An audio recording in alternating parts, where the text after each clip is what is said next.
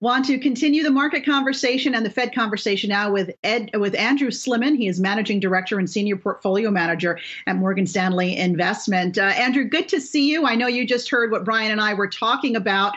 We do have a splintered Fed here when it comes to the timing of that tapering of the bond purchases. What do you think would make Wall Street happy? What would the timing of rolling back those bond purchases look like?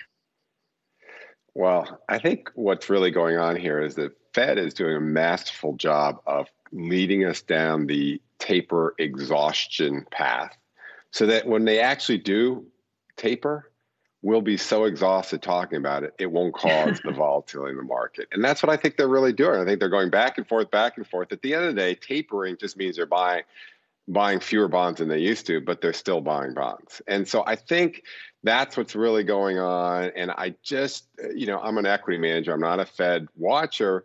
I think by the time they actually do something, the markets will be focused on other things because I think they've done a very good job of slowly releasing this information into the markets. And that's a masterful way to not get any types of, big corrections because of it. All right, then let's speak about equities there, which is your bread and butter, Andrew. You said the word correction. A lot of people thought we might get a sizable one this summer. Do you think that we're going to see that 10% drop in equities anytime soon? And if so, what do you think the catalyst is going to be here? Yeah, so this is, Alexis, it's so fascinating. This business is so much about behavior, right? And I can tell you that we talk to my team, we talk to investors, we talk to advisors. And if I roll back the clock to last August, so August of 2020, and as you may recall, at the end of August, we had a 9% correction. We were getting a lot of calls from people saying, I want to get out. This has been a great rally off the March low. We're going to have a COVID re-outbreak in the fall. And I think this is all up on hype. And, I really want to trim some stocks. That's what happened last year. Okay. This year, the phone call we're getting consistently is, when is a correction coming? I have too much cash and I want to invest into the correction.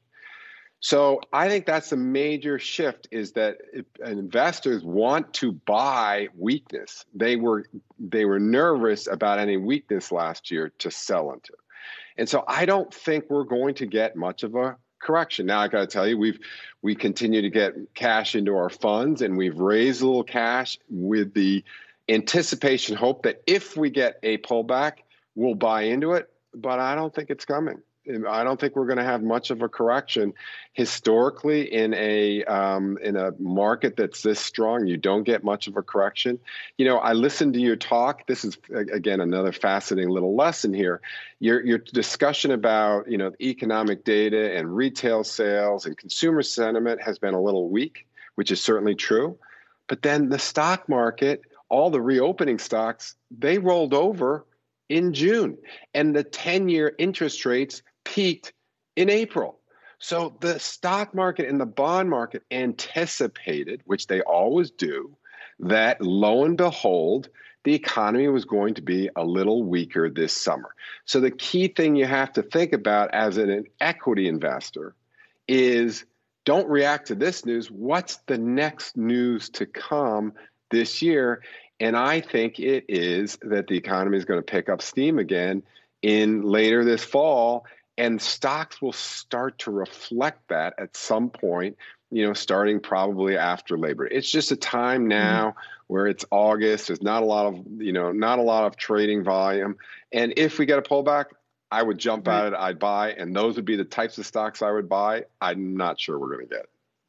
All right. The market is definitely a forward-looking animal. Morgan Slimmon of Morgan Stanley, Andrew Slimmon, rather, of Morgan Stanley. Thanks so much for being with us.